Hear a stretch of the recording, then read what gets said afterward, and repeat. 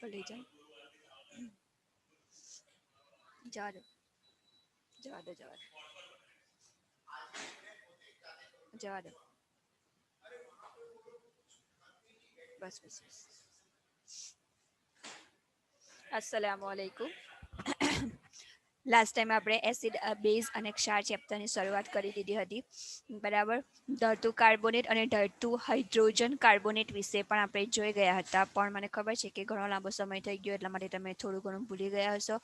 તો આગળથી રિવાઇઝ કરીશું બરાબર. 2-3 ટોપિક આગળથી ચાલીશું આપણે. તો હવે આપણે શું કરીશું, દર વખતે આપણે બુકની પીડીએફથી ભણતા હતા બરાબર. બુકના જે ટોપિક હતા એ ટોપિક વાઇઝ આપણે જોતા હતા, પરંતુ અહીંયા આપણે ક્વેશ્ચન વાઇઝ જોઈશું બરાબર. કેવો ક્વેશ્ચન પૂછાય તો કેવો આન્સર આપવો બરાબર, એ રીતે આપણે જોઈશું.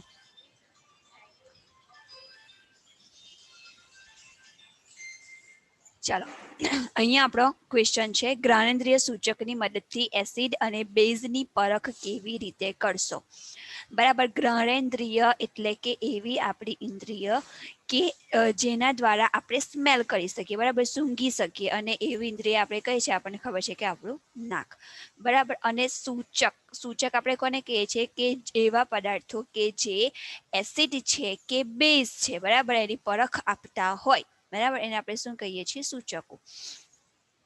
તો જ્ઞાનેન્દ્રિય સૂચકની મદદથી એસિડ અને બેઝ આપણે કેવી રીતે ઓળખીશું, એક્ઝામ્પલ આપીને આપણે સમજવાનું છે. તો અહીંયા પહેલો મુદ્દો છે કે એસિડ જ્ઞાનેન્દ્રિય સૂચકની વાસ દૂર કરતો નથી, પરંતુ બેઝ છે એ જ્ઞાનેન્દ્રિય સૂચકની વાસ દૂર કરે છે બરાબર. હવે નીચે આપણને એક્ઝામ્પલ આપેલું છે કે લવિંગનું તેલ બરાબર. લવિંગનું તેલ છે એ જ્ઞાનેન્દ્રિય સૂચકની જેમ વર્તે છે. તો જ્યારે લવિંગના તેલની અંદર તમે એસિડ નાખશો તો જે લવિંગની તેલ છે લવિંગના તેલની જે સ્મેલ છે બરાબર, એ તમને જેવી એસિડ નાખતા પહેલા જ હતી એવી સ્મેલ તમને એસિડ નાખ્યા પછી પણ આવશે.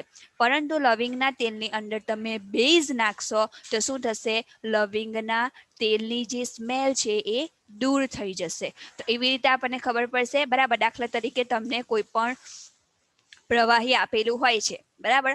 હવે એ પ્રવાહી તમને કોઈ આપેલું હોય છે, પરંતુ એવું નથી ખબર કે આ એસિડ છે કે બેઝ છે. તમને એવું કીધું કે ચાલો આ પ્રવાહી છે એ એસિડ છે કે બેઝ છે એવું શોધો. તો જ્ઞાનેન્દ્રિય સૂચક દાખલા તરીકે લવિંગ છે બરાબર, પછી પ્યાજનો પલ્પ છે બરાબર, એની અંદર તમે એ પ્રવાહી નાખો તો લવિંગનું તેલ છે અથવા જે ડુંગળી છે એની જો સ્મેલ જેવી હોય એવી જ આવે તો શું હશે, એ પદાર્થ એસિડ હશે. જો સ્મેલ દૂર થઈ જાય તો એ પદાર્થ શું હશે, બેઝ હશે. નીચે એક્ઝામ્પલ આપેલું છે કે લવિંગના તેલની વાસ ધરાવતા સ્વચ્છ કપડા પર મંદ HClના ટીપાનો છંટકાવ કરી કપડું સૂંઘતા તેમાંથી લવિંગના તેલની વાસ આવશે, જે સૂચવે છે કે એસિડ એ જ્ઞાનેન્દ્રિય સૂચકની વાસ દૂર કરતો નથી બરાબર. અહીંયા શું કીધું છે, દાખલા તરીકે તમે એક રૂમાલ લો, એની ઉપર મંદ HCl નાખો. HCl શું છે, એસિડનું ઉદાહરણ છે બરાબર. હવે એની ઉપર લવિંગના તેલ વાળું તમે કપડું લીધું હતું બરાબર, અથવા તો રૂમાલ લીધો હતો, એની ઉપર તમે એસિડ નાખ્યું, છતાં પણ તમને લવિંગના તેલની વાસ આવશે, જે શું દર્શાવે છે કે તમે જે નાખેલો પદાર્થ છે અથવા તો પ્રવાહી છે એ શું છે, એસિડ છે. નીચે એક્ઝામ્પલ આપેલું છે કે લવિંગના તેલની અંદર બોલેલું જો તમે કપડું લો, એની અંદર તમે બેઝ તરીકે મંદ NaOH નાખો બરાબર. NaOH એ બેઝનું એક્ઝામ્પલ છે. તો શું થઈ જશે, લવિંગના તેલની વાસ દૂર થઈ જશે, જે શું સૂચવે છે કે તમે નાખેલ જે પ્રવાહી છે એ શું છે, બેઝ છે. ચાલો નેક્સ્ટ ક્વેશ્ચન જોઈશું. ઝિંક ધાતુની મંદ HCl કે મંદ H2SO4 સાથેની પ્રક્રિયાથી H2 વાયુ ઉત્પન્ન થાય છે, પણ મંદ HNO3 સાથેની પ્રક્રિયાથી H2 વાયુ ઉત્પન્ન થતો નથી. કેમ બરાબર. અહીંયા શું કીધું છે કે ઝિંક ધાતુ છે એ HCl સાથે અને H2SO4 સાથે પ્રક્રિયા કરીને હાઇડ્રોજન વાયુ ઉત્પન્ન કરે છે. HCl અને H2SO4 બંને શું છે, એસિડ છે બરાબર. મંદ HNO3 છે એ H2 વાયુ ઝિંક સાથે ઉત્પન્ન કરતો નથી. હવે મંદ HNO3 છે એ પણ શું છે, એસિડ જ છે. તો આનું કારણ શું છે કે મંદ HCl અને મંદ H2SO4 એ બંને પણ એસિડ છે, HNO3 છે એ પણ એસિડ છે, છતાં HCl અને H2SO4 એ હાઇડ્રોજન વાયુ ઉત્પન્ન કરે છે, પરંતુ HNO3 પણ એસિડ હોવા છતાં હાઇડ્રોજન વાયુ ઉત્પન્ન કરતો નથી. બરાબર. તો અહીંયા આન્સર શું છે કે ઝિંક ધાતુ મંદ HCl કે મંદ H2SO4 સાથે પ્રક્રિયા કરીને હાઇડ્રોજન વાયુ ઉત્પન્ન કરે છે, જે તમને નીચે સમીકરણ આપેલું છે. જુઓ, ઝિંક બરાબર plus 2HCl it gives ZnCl2 plus H2 બરાબર વંચાશે શું? ઝિંક પ્લસ હાઇડ્રોક્લોરિક એસિડ તમને શું આપશે? ઝિંક ક્લોરાઇડ અને હાઇડ્રોજન વાયુ.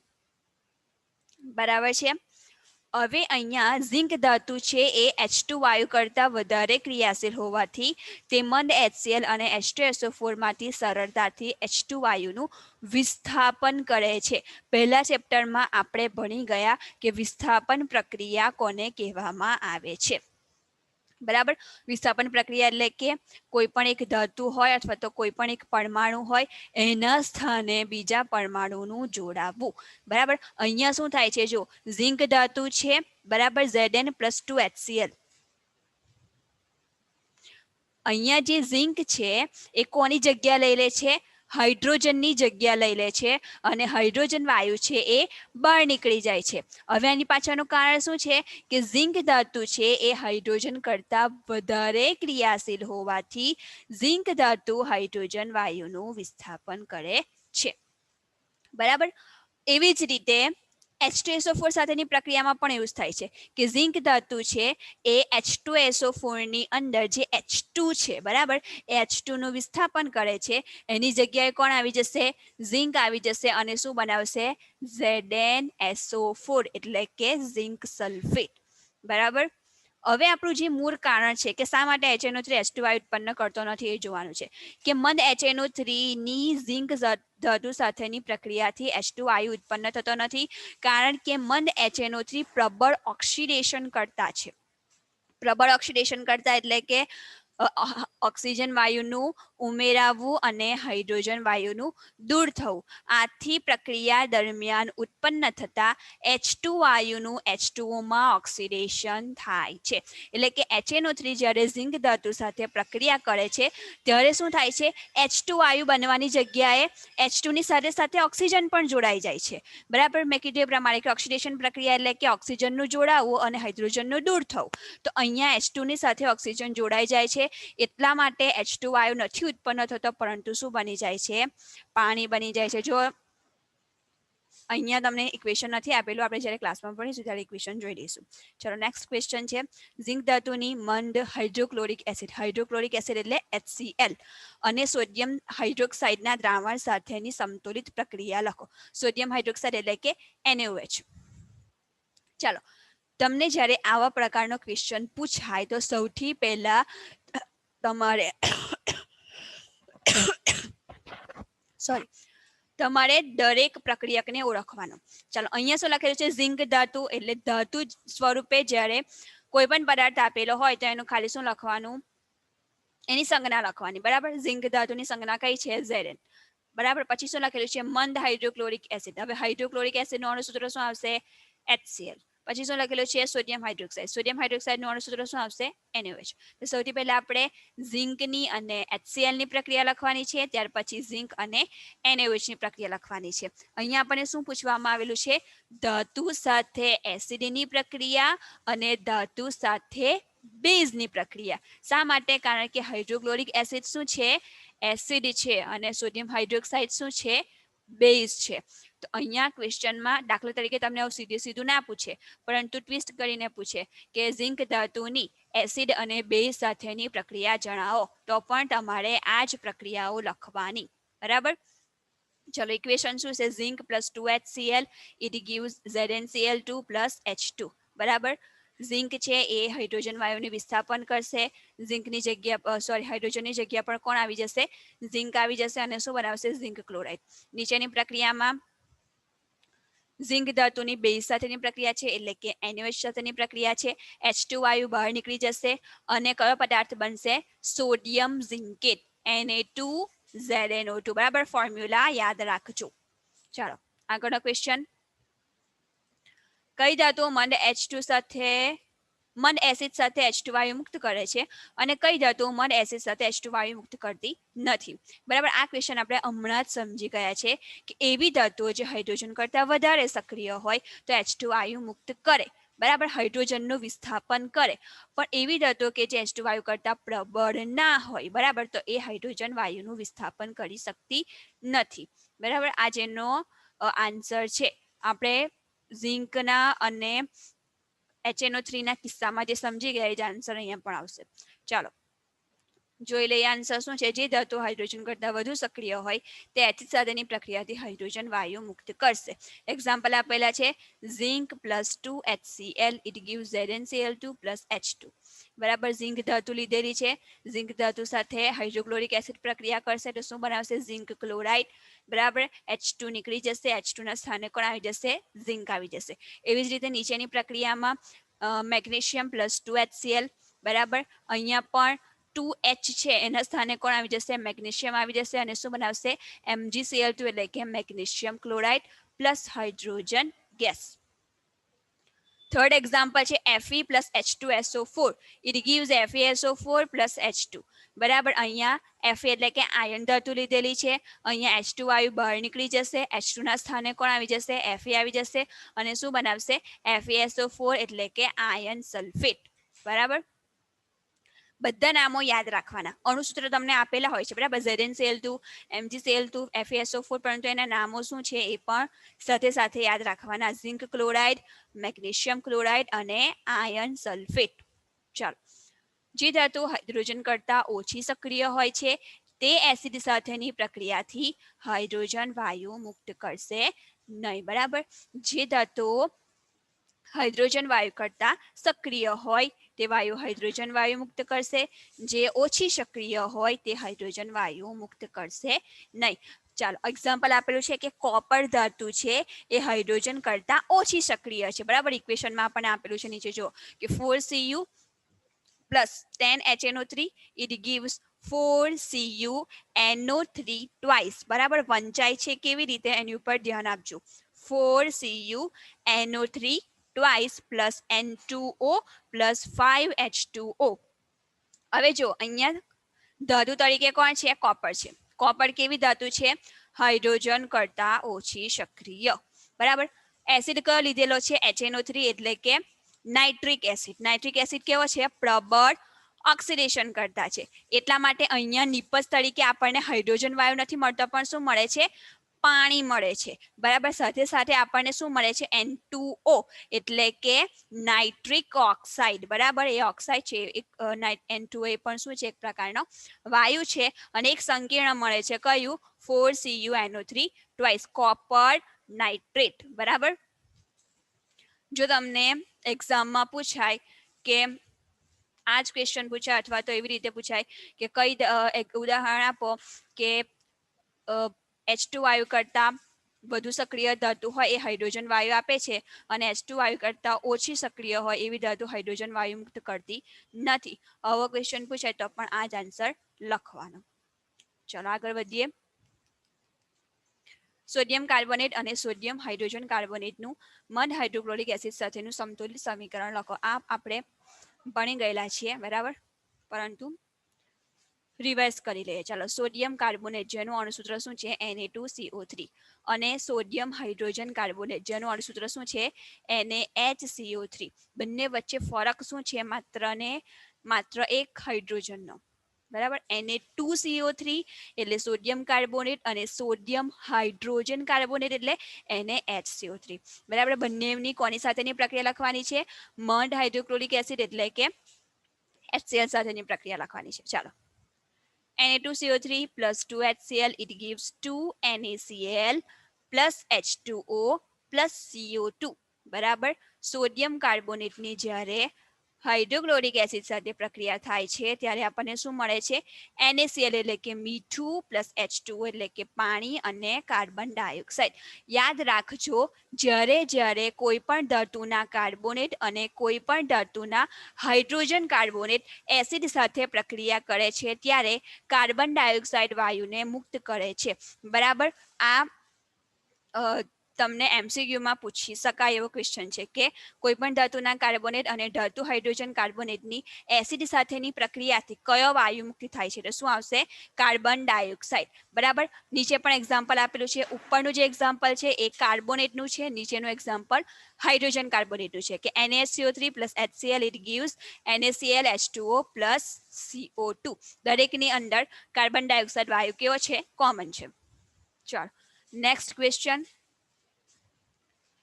કેલ્શિયમ હાઇડ્રોક્સાઇડના દ્રાવણમાં ઓછા પ્રમાણમાં અને વધુ પ્રમાણમાં કાર્બન ડાયોક્સાઇડ વાયુ પસાર કરતા કઈ નિપજો મળે છે? મળતી નિપજની પાણીમાં દ્રાવ્યતા જણાવો. સૌથી પહેલા આપણે ક્વેશ્ચન સમજીશું. કેલ્શિયમ હાઇડ્રોક્સાઇડ એટલે એનું અણુસૂત્ર શું છે? CaOH twice. કોઈ પણ એવો પદાર્થ કે જેની અંદર OH સમૂહ હોય તો એ શું હોય? બેઝ હોય. બરાબર, ધ્યાન રાખજો. અહીંયા કેલ્શિયમ હાઇડ્રોક્સાઇડ શું છે? બેઝ છે. જો એની પાછળ શું લાગેલું છે? OH twice. બરાબર. તો કેલ્શિયમ હાઇડ્રોક્સાઇડના દ્રાવણમાં એટલે કે બેઝના દ્રાવણમાં ઓછા પ્રમાણમાં અને વધુ પ્રમાણમાં, બરાબર, પહેલો ઓછો કાર્બન ડાયોક્સાઇડ વાયુ પસાર કરવાનો, પછી વધારે કાર્બન ડાયોક્સાઇડ વાયુ પસાર કરવાનો. અને જો તમે ઓછો કાર્બન ડાયોક્સાઇડ વાયુ પસાર કરો તો તમને કઈ પ્રોડક્ટ મળે છે? વધારે પસાર કરશો તો કઈ નિપજ મળે છે એ જોવાનું છે. અને નિપજની પાણીમાં દ્રાવ્યતા. પાણીમાં દ્રાવ્યતા એટલે કે એ નિપજને તમે પાણીમાં ઓગાળો છો તો પાણીમાં ઓગળી જાય છે એ જોવાનું છે, કે પછી પાણીમાં નથી ઓગળતી એવું જોવાનું છે, અથવા તો કેટલાક પ્રમાણમાં ઓગળી જાય છે ને કેટલાક પ્રમાણમાં નથી ઓગળતી.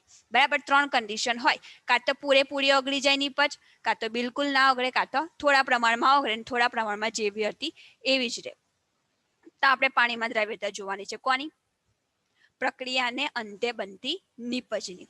ચાલો આપણે સૌથી પહેલા પ્રક્રિયા જોઈએ. કેલ્શિયમ હાઇડ્રોક્સાઇડ એટલે કે CaOH ટ્વાઇસ પ્લસ CO2. બરાબર. પહેલા ઓછા પ્રમાણમાં પસાર કરીશું CO2, તો આપણને શું મળશે? CaCO3, જેને શું કહેવામાં આવે છે? કેલ્શિયમ કાર્બોનેટ અથવા તો ચૂનાનો પથ્થર. જ્યારે જમીનમાંથી ચૂનાના પથ્થર કાઢવામાં આવે છે, બરાબર, તો એ કયા સ્વરૂપે હોય છે? CO3 સ્વરૂપે હોય છે, કેલ્શિયમ કાર્બોનેટ સ્વરૂપે હોય છે. બરાબર. તો જ્યારે CaOH ટ્વાઇસ, જેને બીજું શું કહેવામાં આવે છે? ચૂનાનું નીતળિયું પાણી. બરાબર. કેલ્શિયમ હાઇડ્રોક્સાઇડનું બીજું નામ શું છે? ચૂનાનું નીતળિયું પાણી. એની અંદર તમે CO2 પસાર કરશો તો શું બનશે? CaCO3 ના સફેદ અવક્ષેપ. અવક્ષેપ એટલે કે દાખલા તરીકે પાણી લો, બરાબર, તમે એની અંદર દહીંના જે ફોડા હોય એ નાખો તો એને શું કહેવામાં આવશે? અવક્ષેપ. મતલબ જેવું દહીં હોય છે, દહીં કેવું દેખાય છે એ ટાઈપના અવક્ષેપ હોય. અવક્ષેપ જુદા જુદા પ્રકારના હોય છે. જેમ જેમ તમે આગળ ભણશો તેમ ખબર પડશે, પરંતુ એક એક્ઝામ્પલ છે કેવા પ્રકારના અવક્ષેપ હોય છે. બરાબર. પ્લસ બીજું શું મળે છે? પાણી મળે છે. હવે આ ઓછા પ્રમાણમાં પસાર કરો કાર્બન ડાયોક્સાઇડ તો કેલ્શિયમ કાર્બોનેટ મળે છે. જો વધુ પ્રમાણમાં તમે કેલ્શિયમ કાર્બોનેટ કાર્બન ડાયોક્સાઇડ વાયુ પસાર કરશો તો શું બનશે જોવાનું છે. આ દુધિયા દ્રાવણની અંદર વધુ પ્રમાણમાં કાર્બન ડાયોક્સાઇડ વાયુ પસાર કરવામાં આવે તો પાણીમાં દ્રાવ્ય કેલ્શિયમ હાઇડ્રોજન કાર્બોનેટ નિપજ બનવાને લીધે દ્રાવણનો દૂધિયો રંગ દૂર થાય છે. બરાબર. કેલ્શિયમ કાર્બોનેટનો રંગ કેવો છે? દૂધિયું. દૂધિયું દ્રાવણ કોને કહેવામાં આવે? દૂધ અને પાણીને ભેગું કરો તો કેવા પ્રકારનું તમને દેખાશે? એવું દ્રાવણ હોય તો એને શું કહેવામાં આવે? દૂધિયું દ્રાવણ. બરાબર. એની અંદર તમે કાર્બન ડાયોક્સાઇડ વાયુ વધારે પ્રમાણમાં પસાર કરશો તો શું બનશે? Calcium hydrogen carbonate. બરાબર. કેલ્શિયમ છે, CO3 પણ છે. બરાબર. હવે અહીંયા જે તમારો CO2 વાયુ લખેલો છે, બરાબર, CO2 અને H2O માનો ઓક્સિજન એ બંને જોડાઈ જશે. બરાબર. હવે હાઇડ્રોજનના 2 પરમાણુ છે એ પણ જોડાઈ જશે અને શું બનાવશે? HCO3 twice. આ નિપજ કેવી છે? પાણીમાં દ્રાવ્ય છે. કેલ્શિયમ કાર્બોનેટ છે પાણીમાં અદ્રાવ્ય છે, એટલે માટે તમને દ્રાવણ દૂધિયું દેખાય છે. પરંતુ કેલ્શિયમ હાઇડ્રોજન કાર્બોનેટ છે એ પાણીમાં દ્રાવ્ય છે, પાણીમાં ઓગળી જાય છે, એટલા માટે દ્રાવણનો દૂધિયો રંગ છે એ કેવો થઈ જાય છે? દૂર થઈ જાય છે. ચાલો નેક્સ્ટ ક્વેશ્ચન. કેલ્શિયમ કાર્બોનેટ કુદરતમાં કયા સ્વરૂપે મળે છે? આન્સર છે કેલ્શિયમ કાર્બોનેટ કુદરતમાં લાઇમસ્ટોન એટલે કે ચૂનાનો પથ્થર, ચાક, આણસ પહાડ, પડવાળા, શંખ વગેરે જુદા જુદા સ્વરૂપે મળે છે. ચાલો. સોડિયમ કાર્બોનેટના જલીય દ્રાવણમાંથી વધુ પ્રમાણમાં કાર્બન ડાયોક્સાઇડ વાયુ પસાર કરવામાં આવે તો કઈ નિપજ મળે છે? મળતી નિપજની પાણીમાં દ્રાવ્યતા લખો, પ્રક્રિયા સમીકરણ લખો.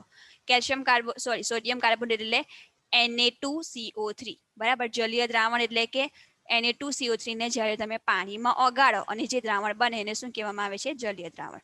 હવે એ દ્રાવણની અંદરથી કાર્બન ડાયોક્સાઇડ વાયુ તમે પસાર કરો તો તમને કઈ નિપજ મળશે અને એ પાણીમાં ઓગળે છે કે નથી ઓગળતી એના વિશે જોવાનું છે. સોડિયમ કાર્બોનેટના જલીય દ્રાવણમાંથી વધુ પ્રમાણમાં કાર્બન ડાયોક્સાઇડ વાયુ પસાર કરવામાં આવે તો સોડિયમ હાઇડ્રોજન કાર્બોનેટ મળે છે બરાબર. જેની પાણીમાં દ્રાવ્યતા ખૂબ જ ઓછી છે, એટલે કે જે સોડિયમ હાઇડ્રોજન કાર્બોનેટ આપણને નિપજ મળે છે એ પાણીમાં ખૂબ જ ઓછો દ્રાવ્ય છે. દ્રાવ્ય તો છે પરંતુ કેવો? ખૂબ જ ઓછો. 100%માંથી માત્ર 5% દ્રાવ્ય થાય, બાકીનો 95% છે એ અદ્રાવ્ય સ્વરૂપે રહે છે. ઇક્વેશન છે Na2CO3 plus H2O plus CO2 it gives 2NaHCO3. બધા જ સમીકરણો લખીને મોઢે યાદ કરવાના, કારણ કે એક્ઝામમાં સીધા સમીકરણો જ વધારે પ્રમાણમાં પૂછાશે બરાબર. ચાલો, તટસ્થીકરણ પ્રક્રિયા કોને કહે છે? 2 ઉદાહરણ આપો. જે પ્રક્રિયામાં એસિડ અને બેઝ વચ્ચે પ્રક્રિયા થઈ ક્ષાર અને પાણી બને છે તે પ્રક્રિયાને તટસ્થીકરણ પ્રક્રિયા કહે છે બરાબર. એવી પ્રક્રિયા કે જેની અંદર એસિડ અને બેઝ બંને ભેગા થાય, બંને વચ્ચે પ્રક્રિયા થાય અને શું બને? ક્ષાર અને પાણી. એને શું કહેવાય? તટસ્થીકરણ પ્રક્રિયા. ચાલો, એક્ઝામ્પલ છે NaOH plus HCl બરાબર. NaOH શું છે? બેઝ છે. HCl શું છે? એસિડ છે. એસિડ અને બેઝ વચ્ચે પ્રક્રિયા થઈને શું બને છે? NaCl. NaCl એટલે કે મીઠું, જે શું છે? ક્ષાર છે વત્તા પાણી. બીજું એક એક્ઝામ્પલ છે KOH, પોટેશિયમ હાઇડ્રોક્સાઇડ બરાબર. NaOH ને આપણે શું બોલીએ છીએ? Sodium hydroxide. KOH ને શું બોલીશું? Potassium hydroxide. એ પણ શું છે? બેઝ છે. કેવી રીતે ઓળખાય? પાછળ કયો સમૂહ લાગેલો હોય? OH બરાબર. બેઝની એસિડ સાથેની પ્રક્રિયા, એસિડ તરીકે કોણ લીધેલો છે? H2SO4 બરાબર.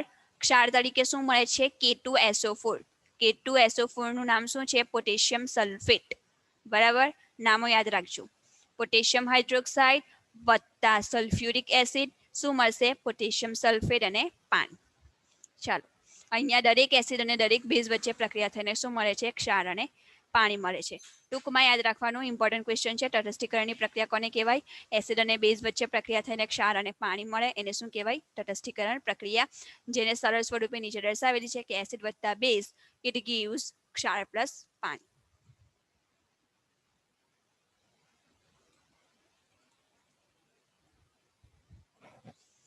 Next question. NaOH અને ફિનોલ્ફથેલિનના મિશ્ર દ્રાવણમાં મંદ HCl ના 2-3 ટીપા ઉમેરતા રંગમાં શું પરિવર્તન થાય છે? આ રંગ પરિવર્તન માટેનું કારણ જણાવો. NaOH અને ફિનોલ્ફથેલિન. હવે જુઓ, NaOH શું છે? બેઝ છે. ફિનોલ્ફથેલિન શું છે? સૂચક છે બરાબર. સૂચક શું દર્શાવે છે? કે જે તે પદાર્થ છે એ એસિડ છે કે બેઝ છે એવું દર્શાવે છે. તો NaOH ની અંદર જો તમે ફિનોલ્ફથેલિન નાખશો બરાબર. હવે એ જે દ્રાવણ બન્યું એ દ્રાવણની અંદર તમે મંદ HCl ના ટીપા નાખશો તો જે રંગ હતો NaOH ના અને ફિનોલ્ફથેલિનના દ્રાવણનો એ રંગમાં શું પરિવર્તન આવે છે અને એનું રીઝન કહેવાનું છે. ચાલો, NaOH અને ફિનોલ્ફથેલિનના મિશ્ર દ્રાવણનો રંગ ગુલાબી છે. એટલે કે NaOH ની અંદર તમે ફિનોલ્ફથેલિનના 2-3 ટીપા નાખશો તો NaOH નું દ્રાવણ કેવું હોય છે? રંગવિહીન હોય છે બરાબર. જેવું પાણી કેવું દેખાય છે એ રીતનું NaOH નું દ્રાવણ હોય છે. જેવું તમે એની અંદર ફિનોલ્ફથેલિનના 2-3 ટીપા નાખશો, રંગવિહીન દ્રાવણ છે એ શામાં ફેરવાઈ જશે? ગુલાબી રંગમાં ફેરવાઈ જશે. ફરી પાછું જો તમે એની અંદર HCl ના ટીપા નાખશો તો એ ગુલાબી રંગ દૂર થઈ જશે અને ફરી પાછો દ્રાવણનો જેવો રંગવિહીન કલર હતો એવો રંગવિહીન કલરમાં એ ફેરવાઈ જશે. એટલે કે અહીંયા HCl ના ટીપા નાખવાથી ગુલાબી રંગ કેવો થાય છે? દૂર થઈ જાય છે. આ રંગ પરિવર્તન થવાનું કારણ તટસ્થીકરણ પ્રક્રિયા છે, જેમાં એસિડ દ્વારા બેઝની અસર નાબૂદ થાય છે. એટલે કે પહેલા NaOH એકલો બેઝ જ હતો બરાબર. ફિનોલ્ફથેલિન સાથે NaOH ની કોઈ રાસાયણિક પ્રક્રિયા થતી નથી. એ સૂચક છે, એ દર્શાવે છે કે ભાઈ આ કોનું દ્રાવણ છે? બેઝનું દ્રાવણ છે. હવે એની અંદર તમે જ્યારે HCl નાખશો તો શું થશે? NaOH અને HCl વચ્ચે પ્રક્રિયા થશે. NaOH અને HCl વચ્ચે પ્રક્રિયા થશે તો શું બનશે? ક્ષાર અને પાણી બનશે બરાબર. દ્રાવણ છે કેવું થઈ જશે? તટસ્થ થઈ જશે અને દ્રાવણનો રંગ છે કેવો થઈ જશે? દૂર થઈ જશે. આ એની પાછળનું કારણ છે. ચાલો, 14મો ક્વેશ્ચન. કોપર ઓક્સાઇડની મંદ હાઇડ્રોક્લોરિક એસિડ સાથેની પ્રક્રિયા કરતા શું બને છે? દ્રાવણના રંગમાં ફેર પડે છે. સમતુલિત સમીકરણ લખો.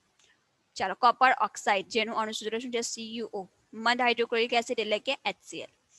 ચાલો, કોપર ઓક્સાઇડની મંદ હાઇડ્રોક્લોરિક એસિડ સાથેની પ્રક્રિયા કરતા કોપર ક્લોરાઇડ બને છે. પરિણામે દ્રાવણનો રંગ વાદળી લીલો બને છે. હવે જો અહીંયા લખેલું છે કોપર, કૌંસમાં લખેલું છે 2, પછી લખેલું છે ક્લોરાઇડ. બરાબર, અહીંયા શું અર્થ થાય છે કે કોપર છે એ દરેક ધાતુ પાસે કોઈ પણ ધાતુ છે એ પોતાની અંદર એક પરમાણુ છે. બરાબર, અને પરમાણુની અંદર આપણને ખબર છે કે ઇલેક્ટ્રોન હોય છે, પ્રોટોન હોય છે અને ન્યુટ્રોન હોય છે. હવે જ્યારે કોઈ પણ ધાતુ ઇલેક્ટ્રોન ગુમાવે તો એ ધન વીજભારિત બને છે. અને કોપર પણ શું છે? એક ધાતુ છે. જ્યારે કોપર 2 ઇલેક્ટ્રોન ગુમાવે તો એની ઉપર કેવા પ્રકારનો ભાર આવશે? +2. બરાબર, એટલા માટે કૌંસમાં શું લખવામાં આવેલો છે? 2. એટલે આનો અર્થ શું થાય છે કે કોપર છે એ 2 ઇલેક્ટ્રોન ગુમાવે છે.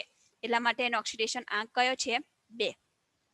કૌંસમાં 2 દર્શાવવું એ શું દર્શાવે છે? કોપરનો ઓક્સિડેશન આંક. બરાબર, હવે અહીંયા શું કીધું છે કે કોપર ઓક્સાઇડની HCl સાથેની પ્રક્રિયાથી શું બને છે? કોપર 2 ક્લોરાઇડ એટલે કે CuCl2. બરાબર, કોપરે જે મુક્ત કરેલા 2 ઇલેક્ટ્રોન છે, 2 ઇલેક્ટ્રોન કોણ લઈ લેશે? ક્લોરીન લઈ લેશે અને શું બનાવશે? CuCl2. બરાબર, કોપર ક્લોરાઇડ જેનો રંગ કેવો છે? વાદળી લીલો, અને બીજું શું છૂટું પડે છે? પાણી. હવે તમને દાખલા તરીકે એવો ક્વેશ્ચન પૂછવામાં આવે કે કોઈ પણ ધાતુના ઓક્સાઇડની એસિડ સાથેની પ્રક્રિયા જણાવો. બરાબર, કોઈ પણ ધાતુ ઓક્સાઇડની એસિડ સાથેની પ્રક્રિયા જણાવો તો તમારે આ કોપર વાળું એક્ઝામ્પલ લખવાનું. બરાબર, ચલો નેક્સ્ટ ક્વેશ્ચન. બેઝિક ઓક્સાઇડ કોને કહે છે? ધાત્વિય ઓક્સાઇડ કેવા પ્રકારના ઓક્સાઇડ છે? ઉદાહરણ આપો. ચાલો, જે ઓક્સાઇડ પાણી સાથે પ્રક્રિયા કરીને બેઝ બનાવતા હોય તેમને બેઝિક ઓક્સાઇડ કહે છે. ઓક્સાઇડ એટલે કે કોઈ પણ ધાતુ સાથે ઓક્સિજન જોડાયેલો હોય તો શું બનાવે છે? ઓક્સાઇડ. દાખલા તરીકે CuO, કોપર સાથે ઓક્સિજન જોડાયેલો છે તો કોપર ઓક્સાઇડ બની ગયો. બરાબર, MgO, મેગ્નેશિયમની સાથે ઓક્સિજન જોડાયેલો હોય તો શું બની ગયો? Magnesium oxide. Na2O, સોડિયમ સાથે ઓક્સિજન જોડાયેલો હોય. બરાબર, તો શું બની ગયો? Sodium oxide. ચાલો, એટલે કોઈ પણ ધાતુ સાથે ઓક્સિજન જોડાયેલો હોય તેને શું કહેવામાં આવે છે? ઓક્સાઇડ. હવે આવા ઓક્સાઇડ જો પાણી સાથે પ્રક્રિયા કરીને બેઝ બનાવે તો એને શું કહેવાય? Basic oxide. અને જો એસિડ બનાવતો હોય તેને શું કહેવામાં આવે છે? Acidic oxide. ચાલો, એ તો આગળ આપણે જોઈશું, પણ હમણાં બેઝિક ઓક્સાઇડની વાત કરીએ. ધાત્વિય ઓક્સાઇડ બેઝિક ઓક્સાઇડ છે કારણ કે તેઓ પાણી સાથે પ્રક્રિયા કરીને બેઝ બનાવે છે. એટલે કે જેટલી પણ ધાતુઓ હોય છે, બરાબર, ધાતુઓ ઓક્સિજન સાથે જોડાય તો શું બનાવી નાખે? ધાત્વિય ઓક્સાઇડ. બરાબર, અહીંયા સોડિયમ ધાતુ છે, કેલ્શિયમ ધાતુ છે, બેરિલિયમ પણ ધાતુ છે, મેગ્નેશિયમ ધાતુ છે. બધી જ ધાતુ ઓક્સિજન સાથે જોડાઈને શું બનાવે છે? ધાત્વિય ઓક્સાઇડ. બરાબર, આવા ઓક્સાઇડો પાણી સાથે પ્રક્રિયા કરીને હંમેશા બેઝિક ઓક્સાઇડ બનાવે છે. એટલે શું બનાવે છે? બેઝ બનાવે છે. તો બધા જ ધાતુઓ ઓક્સાઇડ છે કેવા ઓક્સાઇડ છે? બેઝિક ઓક્સાઇડ છે. શા માટે? કારણ કે તેઓ પાણી સાથેની પ્રક્રિયાથી શું આપે છે? બેઝ આપે છે. જેનું એક્ઝામ્પલ છે Na2O એટલે કે સોડિયમ ઓક્સાઇડ પ્લસ H2O. બરાબર, પાણી સાથે પ્રક્રિયા કરીને શું બનાવે છે? 2NaOH. અને NaOH શું છે? બેઝ છે, આપણને ખબર છે. આ માટે ધાત્વિય ઓક્સાઇડ સ્વભાવે બેઝિક હોય છે. એક્ઝામ્પલ તમને નીચે આપેલા છે.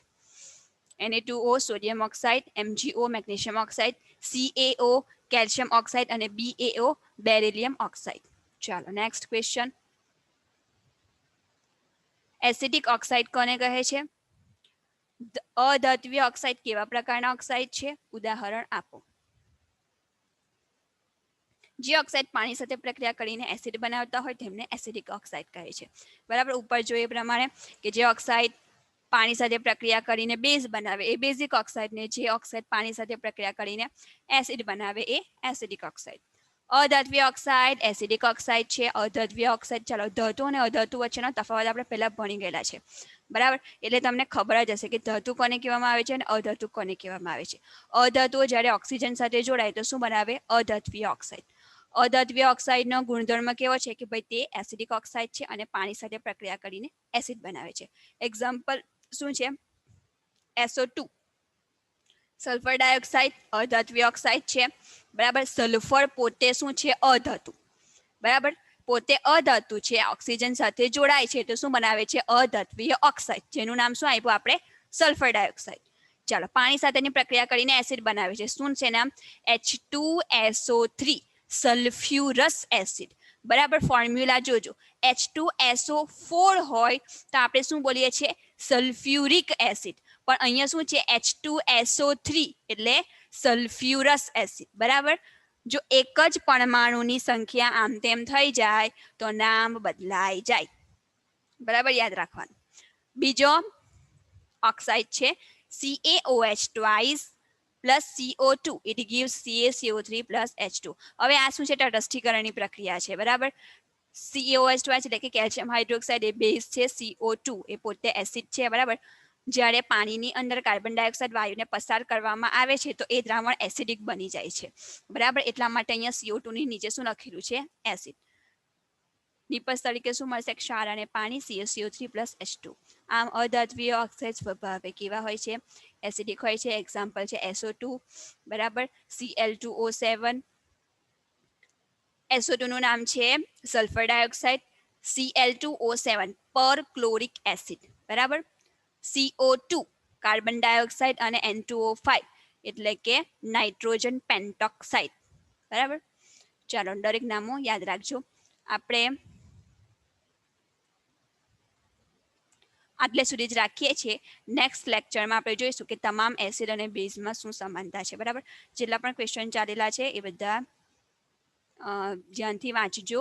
તમારી પાસે આ PDF ના હોય તો હું તમને મોકલી આપીશ, પરંતુ ના હોય તો મેસેજ કરજો તો મોકલી આપીશ હું તમને, જેથી તમે નેટે ક્વેશ્ચન આન્સર યાદ કરી શકો. અને મારા ખ્યાલથી તમારા બધા પાસે આ બુક છે જ, બરાબર. જેની પાસે ના હોય એ લેક્ચરના સ્ક્રીનશોટ લઈને લખી નાખવાનું, બરાબર. ચાલો, ઓકે, અલ્લાહ હાફિઝ.